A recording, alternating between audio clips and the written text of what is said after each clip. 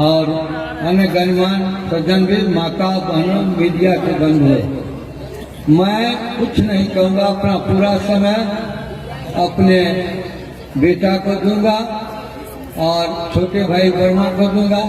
केवल दोहराना चाहता हूँ, जो 10 ईस्वी में जब मैं आंचल फैला करके आपसे भीख मांगा था, तो पहली बार इन्हें आपने विधायक बनाया, फिर आपने दूसरी बार विधायक बनाया, और इस बार कॉमर्स कॉलेज में तेजस्वी जी जाए तो उससे भी मैं अपना आंचल पसार के भीख मांगा था, जो मेरे बेटा को आप लोग मत देकर विजयी बना गए। तो मेरी अब एक लालसा 75 वर्ष में रह गई है, जिसकी मैंने केशव कन्या मंत्री बनने के समय कहा था। मेरी क्या लालसा रह गई है, मधेपुरा लोकसभा का उम्मीदवार, मधेपुरा का लोकसभा का प्रतिनिधित्व हमारा चंद्रशेखर बेटा करे। इन्हीं आशीर्वादों के साथ मैं अपनी बात समाप्त करता हूँ। मधेपुरा की धरती में पैदा किया, इसके जीव की कीमत 10 करोड़ हो गई। किसने लगाया कीमत मालूम है? जिसने हमारे पुरखा क्लब का उठा काटा। जाति के नाम पर एक क्लब हमारा पुरखा था, उसका उठा काटा।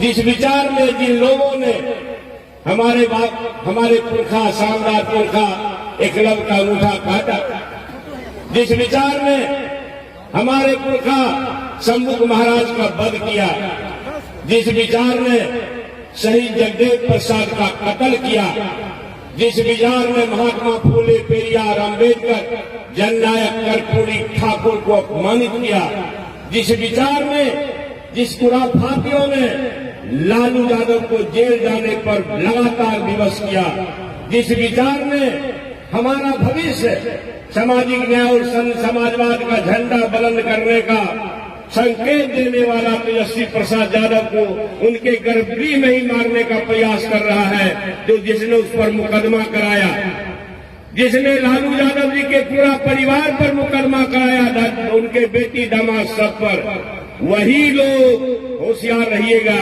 वही लोग शेखर के जीव की कीमत भी 10 करोड़ लगाता। शेखर बोला 10 करोड़, हमारी बात को 2 बार बोला मोहन भागवत, 2 बार बोला मोहन भागवत। हम तो कहे कि भाई हमारे पुरखों के गलती से जातियां बनी है। जातियां ईश्वर प्रभु परमात्मा खुदा ने नहीं बनाई। जातियों से जातियां इसे तुम्हारा न खाए, तुम्हारा न पिए, उससे न छुआओ, उसके साथ न बैठो, उसके साथ न खेलो। ये छुआछुई का खेल जिस शैतान ने कराया है, जिस विचार ने कराया है, हमारे पुरखे हजारों साल पहले एक क्लब भी उससे लड़े हैं। आज चंद्रशेखर का जीव काटने का फरमान भी वही लोग जारी करता है। जीव की कीमत 10 करोड़। हमने कहा पुरखों के गलती से जातियां बनी है, ईश्वर ने नहीं बनाई। अगर ईश्वर किसी जाति के दास होते, अगर ईश्वर किसी जाति के दास होते, तो बाबा साहब अम्बेडकर मनवाद द्वारा बनाए गए सबसे कमजोर जाति में पैदा होने वाला। मुझे गौरव है, पूरे विश्व में 100 वर्ष नहीं, मुझे अब जानकारी हुई है, किसी ने दिया है, मैं पढ़ा नहीं हूं, मैं तो 100 वर्ष जानता था, लेकिन 300 वर्ष के विद्वानों में सबसे बड़ा विद्वान अगर कोई है तो भारत भूमि के हमारे महान पुरखा बाबा साहब अम्बेडकर थे। इन्होंने कहा शिक्षा शेरनी का दूध है, जो पिएगा वो दहाड़ेगा। हे मधेपुरा के महान पुरखों के महान संतानों, आपने शेखर को पढ़ा दिया, शेखर दहाड़ा तो इसके जीव की कीमत 10 करोड़ लग गई। ध्यान दीजिएगा, जीव की कीमत 10 करोड़ लग गई। हमने कहा पुरखों के गलती से जो भी है, हमारा पुरखा है 3000 साल 4000 साल पहले की बात है, किसी जात का खिलाफ नहीं है। तो ये मत समझिएगा कि किसी ब्राह्मण का खिलाफ है, किसी पंडित का खिलाफ है, लेकिन खिलाफ है तो पंडितवाद, मनुवाद और ब्राह्मणवाद का खिलाफ है। समाजवाद को बनाने वाले कौन लोग हैं? समाजवाद को बनाने वाला जब अव्वल आदमी इस देश में आया, उसका नाम है आचार्य नरेंद्र देव जी। वो लोग पंडित घराने के थे।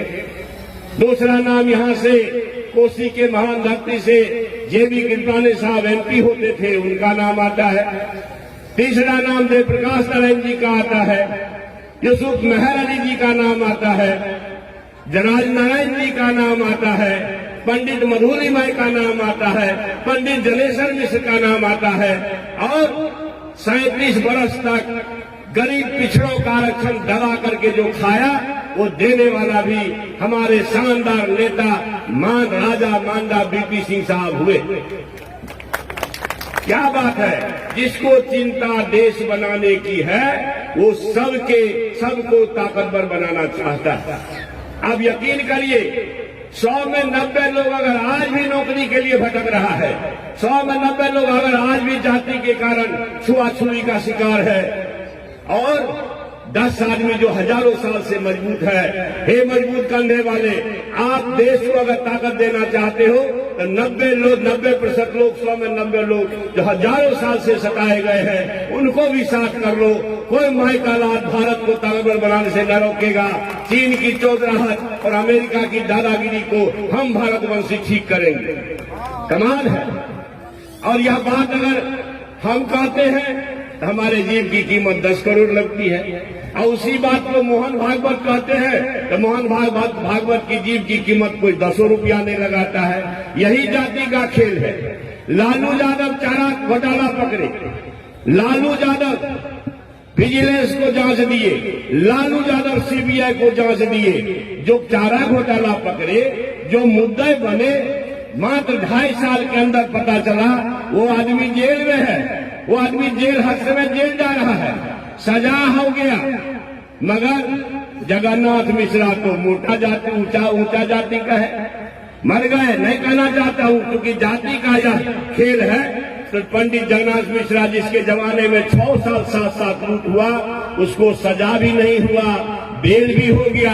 अकेला लालू प्रसाद जेल जा रहे हैं, जेल से आ रहे हैं। इसलिए जिन ताकतों ने क्लब का अंगूठा काटा, मैं फिर से दोहराता हूं, जिन ताकतों ने हमारे ज्ञान अर्जित करने वाले शूद्र सम्मुख का वध किया, जिन ताकतों ने शहीद जगदेव प्रसाद सिंह कुशवाहा का वध किया, जो ताकत जननायक कर्पूरी ठाकुर को मुख्यमंत्री रहते हुए महात्मा फूले पेरियार और अम्बेडकर साहब को अपमानित किया, लालू यादव को जो ताकत जेल भेज रहा है, जो उसके पूरे परिवार तेजस्वी यादव को फंसा रहा है, सब पर ध्यान रखिएगा। संकल्प लेके जाइएगा कि ये जो दिल्ली में बैठी हुई संप्रदायवादी नफरतवादी ताकत है, यह देश का भला करने नहीं आया है, यह हिंदू मुसलमान कराएगा और आपको लड़ाने का प्रयास करेगा। हमको गौरव है खुदीराम बोस पर, हमको गौरव है चंद्रशेखर आजाद पर, हमको शहीद भगत सिंह पर गौरव है। हम सरदार उधम सिंह के ही संतान हैं। हम सरदार उधम सिंह के संतान दलित समाज में पैदा हुआ और अमेरिका में जाकर के व्हाइट हाउस पर, लंदन में जाकर के बम गिराया। हमारा ये कहना है, हमको फक्र है अपने स्वाधीनता संग्राम के सेनानियों चंद्रशेखर आजाद भगत सिंह जैसे सुरमाओं पर, मगर हमें गौरव है अशफाकुल्लाह खां के शहादत पर, हमें गौरव है अब्दुल हमीद के शहादत पर। मधेपुरा के महान पुरखों के महान संतानों, याद रखिएगा, अगर आप भूलिएगा तो निश्चित रूप से जुल्म होगा। मैं आपसे कहना चाहता हूँ, कोसी का इलाका मर्यादा पुरुषोत्तम प्रभु श्री राम जी सबरी के जूठ बैर खाए, मगर सबरी का बेटा जीतन बाबू मांझी मुख्यमंत्री रहते हुए दरभंगा में चले गए पूजा करने। जिन ताकतों ने पूजा करने के बाद गंगा जल से धो दिया, समझिए उसी से लड़ाई है हमारी। छोड़िए, जब हमारे मांझी साहब मुख्यमंत्री थे, इस देश के तब के राष्ट्रपति रामनाथ कोविंद साहब थे। रामनाथ कोविंद साहब जब जगन्नाथपुरी मंदिर में गए तो जो लोग उनको मंदिर में घुसने नहीं दिया, पूजा नहीं करने दिया, राष्ट्रपति को, हमारी लड़ाई उससे है। इसलिए आप सब जगेंगे, 100 में 90 लोग जगेंगे तो 10 आदमी तो ठुक्के से दहा जाएगा। दूसरा, 10 आदमी में भी जो समझदार लोग हैं, जो देश को ताकत देना चाहते हैं, वो हमारा भाई है, उसी में बीपी सिंह है, उसी में आचार्य नरेंद्र जी के संतान है, उसी में जनेश्वर मिश्र, पंडित जनेश्वर मिश्र और मधुलिमाई के संतान है, जयप्रकाश नारायण जी के संतान है। पता नहीं, मैंने हमको लगता है 10 नाम गिन लीजिए, 8 नाम ऊंचे बिरादरी के लोगों का है जो समाजवाद को चाहते थे, क्योंकि देश को बनाने की चिंता उनको थी। अंत में मैं एक बात कहना चाहता हूं, ध्यान सुनिएगा। ये जो संप्रदायवादी नफरतवादी ताकत है, आज से 10 वर्ष पहले क्या कह के गया था सबके खाता में 15-15 लाख दूंगा। आया जन धन खाता खोल के धन धन सा की ठन ठन, अरे धन धन की ठन ठन, धन धन, अरे कमाल भैया, कहा 15-15 लाख देंगे। बोला 2-2 करोड़ युवाओं को साले साल नौकरी देंगे। रेल बेचा, भेल बेचा, सेल बेचा, कोल इंडिया का ज्यादातर हिस्सा बेच दिया। पता नहीं 2 आदमी बेचने वाला, 2 आदमी खरीदने वाला। शिक्षा के मंदिर को भी बेचने का उपाय कर लिया है। इसलिए सीमा सरहद का क्या हाल है? चीन डोकलाम में अरुणाचल प्रदेश में 1300 किलोमीटर घुस गया और गांव बना लिया। नेपाल भी लगभग 7,100 एकड़ जमीन पर कब्जा किया। ये 56 इंची वाला कहाँ है भाई? तो सीमा सरहद घायल है, बेरोजगार तबाह है, किसान तबाह है, बर्बाद है। किसान को कहा था कि 2022 तक हम आपके आय को दुगुना करेंगे। भेला हो जवाहर भैया, अरे श्रीनगर भेलवा में तो नहीं भेल कमाल। मैंने बोल करके कि किसान की आय के मैंने 2022 तक दुगुना कर देंगे। 2022 छह की गले अद्भुत है, मतलब 24 आने वाला। इसलिए जो सरकार ने आपको रोजगार दिया दिल्ली वाला, जो सरकार ने किसानों की आय को ठीक किया, जो सरकार दिल्ली वाला कह के गया था कि 3 महीना 100 दिन में सबके खाता में 15-15 लाख, वही नहीं दे दो लोगों के भेजे। भाई देखिए एक भी देख रहा है ना, ठग लगे कि बस जान रहे। तो मतलब असीमा सरहद घायले है, तो रोजगार से लेके सब कुछ छीनने वाले लोग हैं। अंत में कहना चाहते हैं, मर्यादा पुरुषोत्तम प्रभु श्री राम जी सबरी के जूठ बैर क्यों खाए? वो भी दुखी थे जाति व्यवस्था से कि भाई ये कौन सा समाज है कि इसको साथ न खेलेंगे, उसके साथ न खाएंगे, उसके साथ न बैठेंगे। हम अगर ख्याल में सबरी के जूठ बैर तो सबको वह कर लगते, मगर भगवान राम जी के खाली लोग धूपबत्ती देखबे से आ सब लोग काम नहीं करे छे। ई सखरा कर लगे है। देखो ऐ सखरा के ज्ञान भला 78 से लाकर 79 में कका जाने से बहुत लोग हेते एलैया, सैकड़ों लोग एलैया, सतमान अरविंद फल्ला चिल्ला एलून भैया के सब एलैया। तो मतलब हमरा 78 में ज्ञान भेला, 79 से 78-79 से होली दिवाली में जब गाँव घूमे छिए तब से नेतागिरी दल 92 शुरू कर लिए, 90-92 से। लेकिन तब से हम कोई न जाने कि कौन छूत है कौन अछूत है। भगवान राम जी नहीं छुआते हैं। बाबा धमराज तो हरियाडोम से लेके मीरा साहब तक का पूजा करवाए। हरियाडोम, उदय साव, अंडूमैल, ज्योति पासवान, आई लोग कहता है पासवान से 1.25 हाथ धरती छुआल जैसे। अरे अद्भुत है। आप समझिए, हमारे जो रैदास परिवार की माँ बहन है, जहाँ लोग झांक नहीं सकता है, वो प्रसव कराती है। और जब 6 दिन के बाद छठियार हो जाता है तो माता छुआने लगती है। नहीं, भगवान का इजाजत यह नहीं है।